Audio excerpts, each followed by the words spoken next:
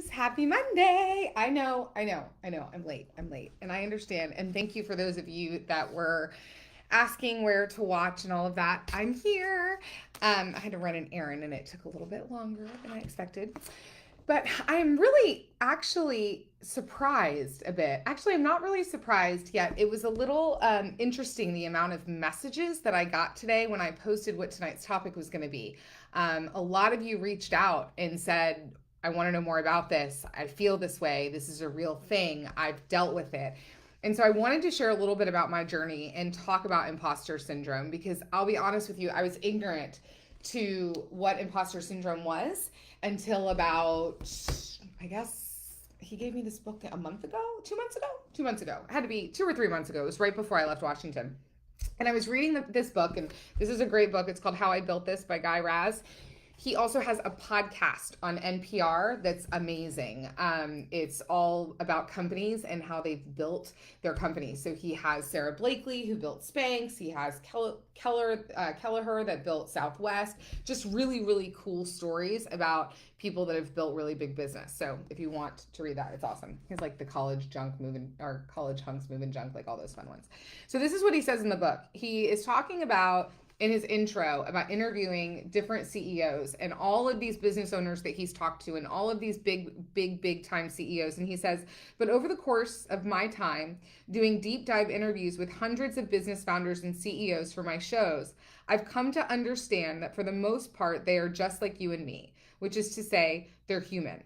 They all have sleepless nights and midnight terrors. Most of them at some point feel like imposters.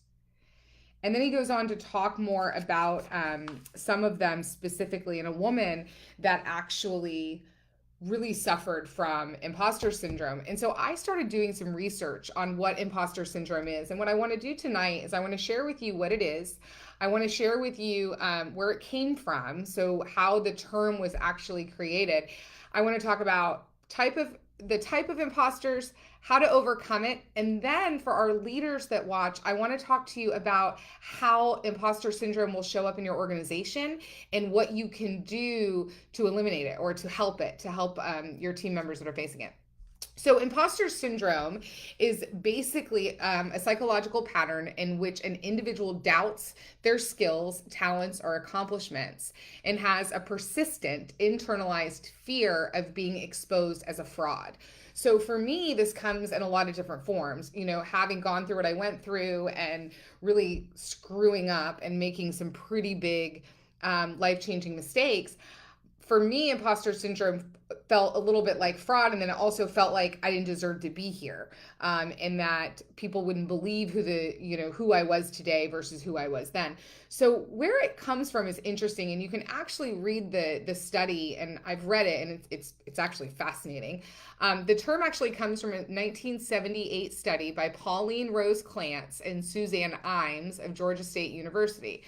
And it's titled The Imposter Phenomenon in High Achieving Women, Dynamics and Therapeutic Intervention. So what they found was that imposter syndrome, a lot of the times, is highly successful women.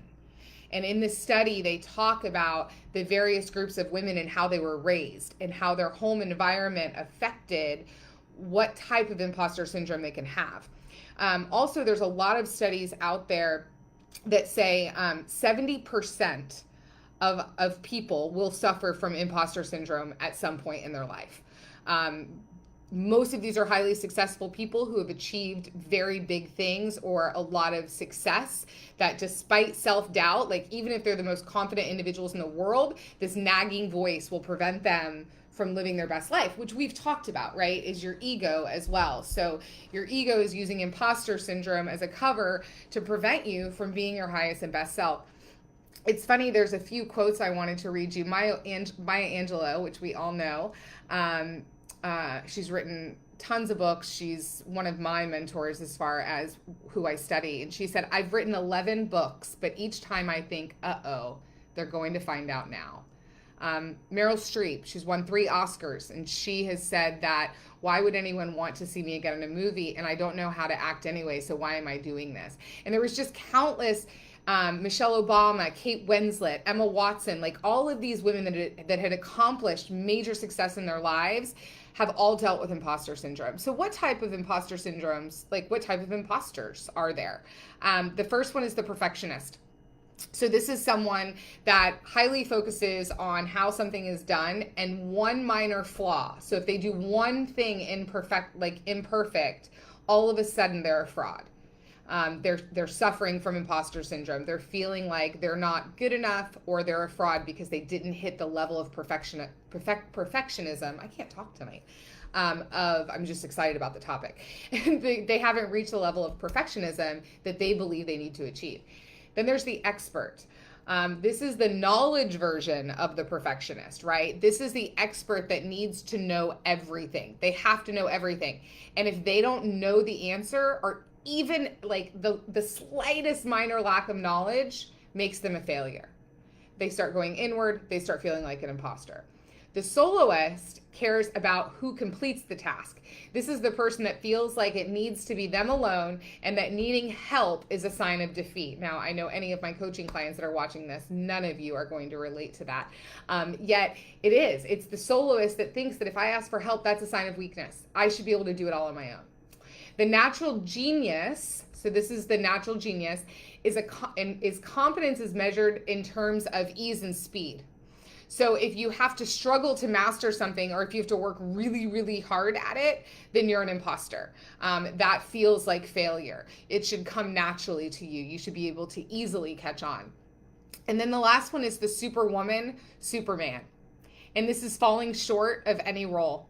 So identifying a role in your life, a parent, a partner, at home, at work, that you evoke some type of shame upon yourself because you feel like you're falling short because you can't be all things to all people. So there's the perfectionist, the expert, the soloist, the natural genius, the superwoman, and the superman. Now, how do we overcome it? So I'm going to give you a few quick tips on how you can overcome imposter syndrome. Number one, I will tell you do exactly what I did. Go study it. Go read the case study. Again, you can just Google imposter syndrome, 1978, Clance, C-L-A-N-C-E, and Imes, I-M-E-S. It's not very long, but you can read their entire study. And go read about it, investigate it, identify and own what type you are so that then you can start to have the awareness, because we know that's the first step to change, to then putting the things in place that you need to overcome it. So number one, come off of it. Usually you feel like, I typically, if I'm speaking of myself, feel like I'm a fraud when I think I'm more important than I am, right? My ego starts to take off and I start to have these almost delusional images of who I am, right? And I get out of my authenticity, and that's when my ego wants to take me places. So get out of it. Get back to reality. Accept that you have had some success, right? And that you've had something to do with it. So a lot of people that have imposter syndrome don't credit themselves for their success. And that can be also a self-worth, self-confidence, which we've talked about before, right? Self-confidence coming from outward, self-worth coming in from inward. So when you're working on your self-worth, also working on the fact that you have contributed to your success. You have done all of the things that you've done. You have earned the right to be here. And especially for those of us that have things like myself in the past, I've had 9 years of hard work and working on myself that has gotten me here. And I have to recognize that. That doesn't make me an imposter. I remember when I first became a coach and I was at a coaching event, Abe Shreve, who has been a friend and a coach mentor for a long time, we were breaking a board and I couldn't break the board. And he's like, "What's blocking you?" And I said, "I'm afraid that people are going to find out I'm a fraud." And that was probably the first time that I knew, like I felt imposter syndrome, but I didn't know what it was. I didn't know what label to put on it. And now I look back and I hear those things, and now I know. Focus on providing value. So if you're always leading from value, it will never be about you. And therefore, you will never feel like a fraud. You will always feel like you're giving. I love the saying, humility is not thinking less of yourself. It's thinking about yourself less.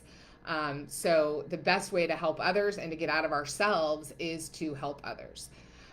Keep a file. This is a really cool thing. And John Schumacher, I'm going to give a shout out to you because you do this. And I think this is amazing.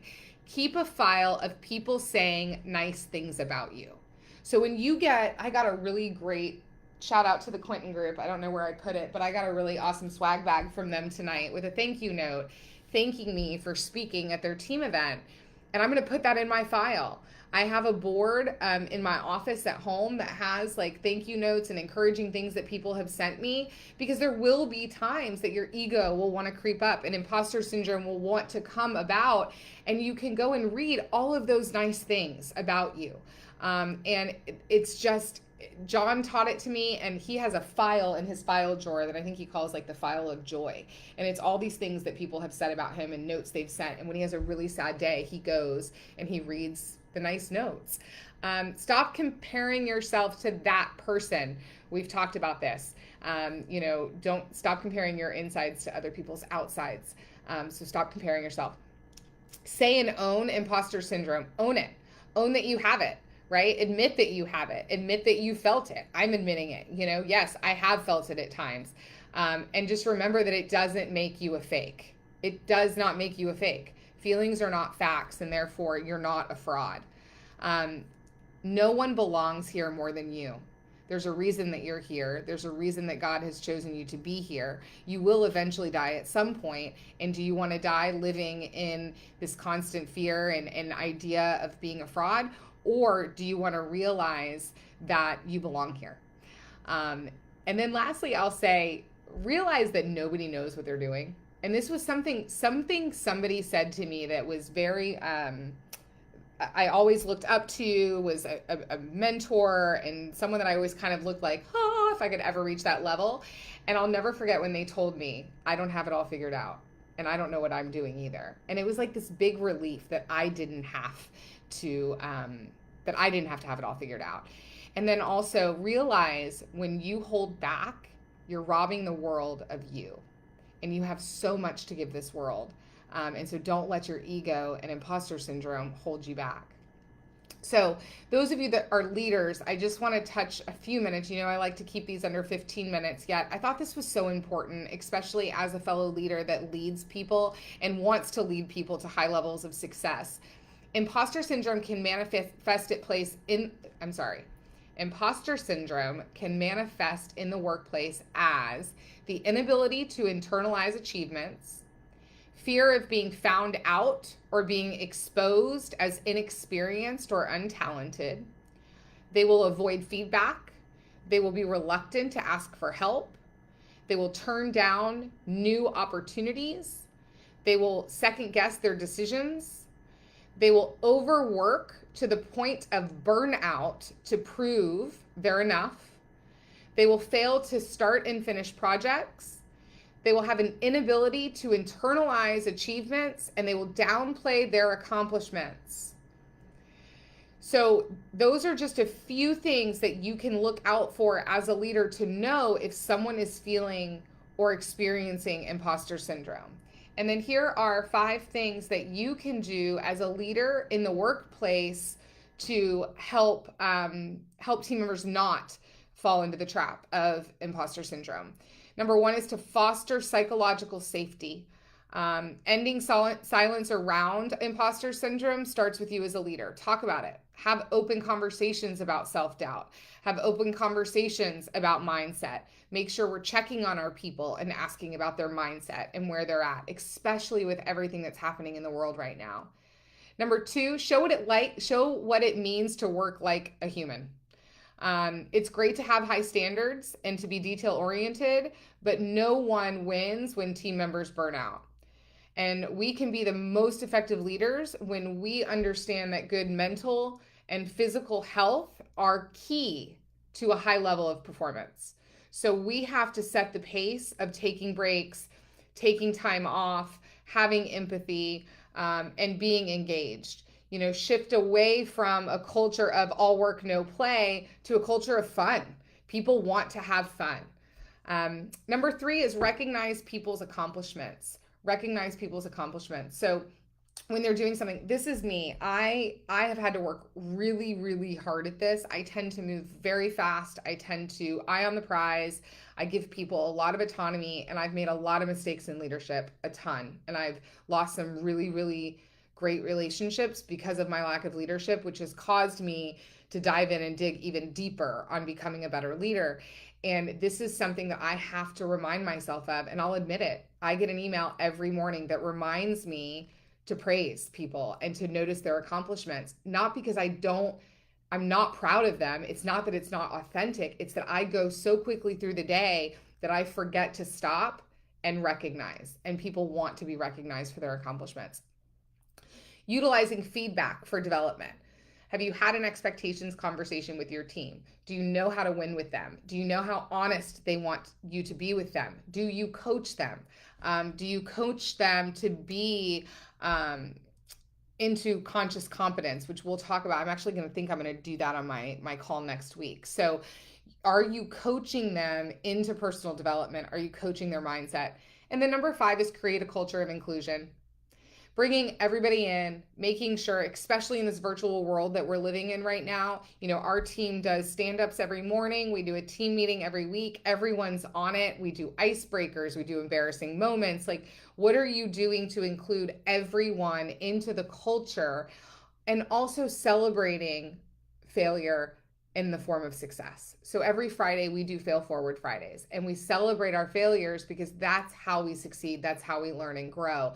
So really ask yourself, what culture am I creating around my people in order to combat imposter syndrome? So I know that was a little bit longer than I usually go, but it's such a deep topic, and I really, really, really wanted you guys, because of the outpour today, to get all the info. If you want more information, you can private message me or reach out by email, Brindley at brindleytucker.com, Brindley at brindleytucker.com, and I will send you all the notes from tonight. I hope you guys have an amazing week, and I'll talk to you next week. Bye.